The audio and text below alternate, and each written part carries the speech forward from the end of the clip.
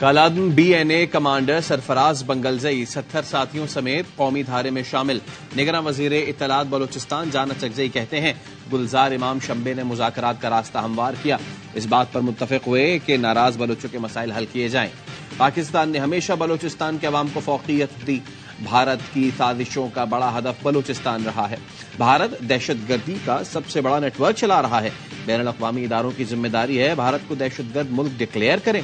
जो लोग रियासत पाकिस्तान को तस्लीम करते हैं उनको खुशामदीद कहेंगे।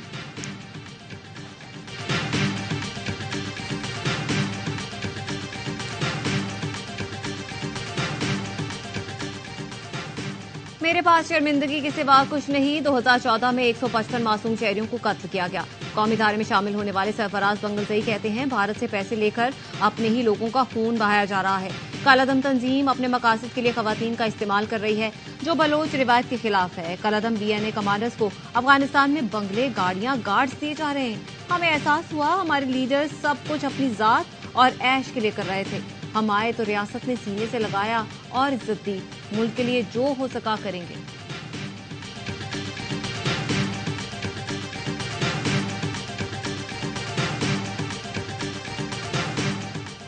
रावलपिंडी पुलिस ने PTI के 60 रहनुमाओं के वारंट गिरफ्तारी के लिए ATC से रुजू कर लिया।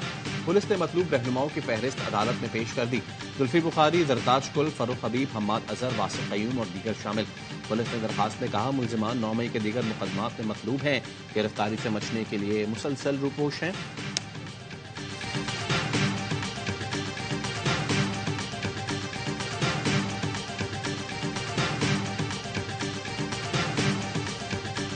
बानी PTI मियांवाली, लाहौर और इस्लामाबाद के हल्के से इलेक्शन लड़ेंगे।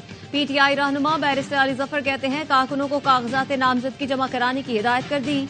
जेल में मौजूद उम्मीदवारों को तरजीह दी जाएगी। चेयरमैन PTI बैरिस्टर गौहर कहते हैं नहीं चाहते इस वक्त चीफ इलेक्शन कमिश्नर को हटाया जाए।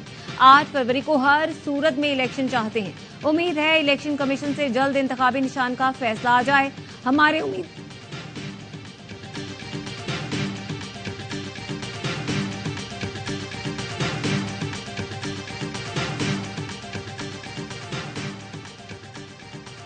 हमारे उम्मीदवारों से कागजात नामजदगी छीने जा रहे हैं। उमर अयूब कहते हैं कि PTI के कैद उम्मीदवारों को नामजदगी फॉर्म्स पर दस्तखत नहीं करने दिए जा रहे। कहां होता है कि करोड़ों अवाम के मुंतखब वजीर आजम को 4-5 बंदे बैठकर घर भेज दें। मुस्लिम लीग नून के कायद नवाज शरीफ का पार्लिमानी बोर्ड से खिताब। कहा एक ऐसे शख्स को इख्तिदार में लाया गया जिसके पल्ले कुछ भी नहीं था, उसे लाने के लिए सादिक और अमीन डिक्लेयर किया गया। इस शख्स ने आकर मुल्क का भट्टा बिठाया। हम CPAC लाए, मोटरवेज बनाई, शाहराएं बनाई। क्या हमारे सिवा किसी ने मोटरवेज बनाई? आम इंतखाबात के लिए कागजात नामजदगी की वसूली और जमा कराने का सिलसिला जारी। उम्मीदवार कागजात जुमे तक जमा करवा सकेंगे। MKM और JUIFA का नामजदगी फॉर्म जमा कराने की तारीख बढ़ाने का मुतालबा। नवाज शरीफ ने NA 15 से कागजात नामजदगी हासिल कर लिए। शहबाज शरीफ का कराची के हल्का NA 242 से इलेक्शन लड़ने का फैसला। जहांगीर तरीन NA 255, अलीम खान NA 119 से इलेक्शन में हिस्सा लेंगे। साबिक वजीर दाखिला चौधरी निसार आबाई हल्के NA 53 से कागजात नामजदगी जमा करवाएंगे।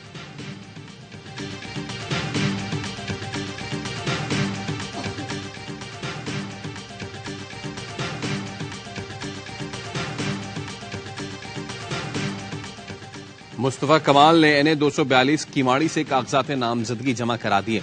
मीडिया से गुफ्तगू में कहा 15 साल से हुक्मरान जमात ने कराची में कोई काम नहीं किया। ये दावा करते हैं सिंध में 15 साल में 22,000 अरब खर्च किए। पीपल्स पार्टी दावे के बरअक्स एक UC को मॉडल नहीं बना सकी। हमने पानी और सूरज की लाइनों का जाल बिछाया, कराची की खिदमत की।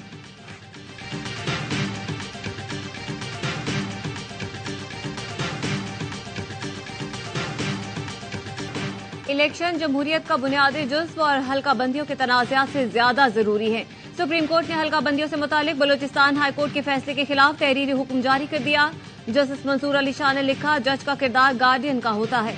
इलेक्शन शेड्यूल के बाद इंतखाबी अमल को डीरेल नहीं किया जा सकता। हल्का बंदी का मामला देखा तो लाखों सियासी कारकुनान वोटर्स के बुनियादी हुकूक मुतासिर होंगे।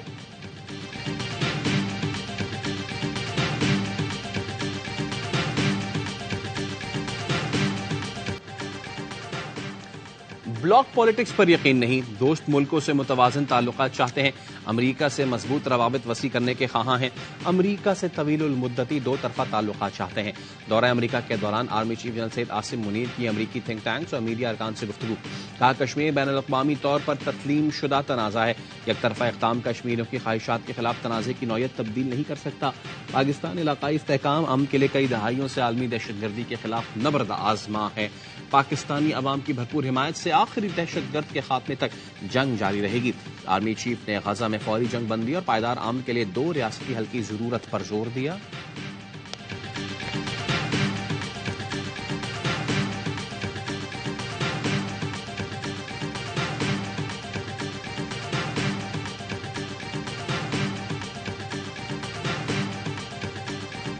जहलुम ता पिंड दादन खान कैरिशवे मंसूबे में करप्शन का केस। एहतसाब अदालत ने फवाद चौधरी का 10 रोजा जिस्मानी रिमांड मंजूर कर लिया। फवाद चौधरी को 30 दिसंबर को दोबारा पेश करने का हुक्म। फवाद चौधरी का जेल से इलेक्शन लड़ने का ऐलान। कहते हैं जहलुम की दोनों सीटों से इलेक्शन लड़ूंगा।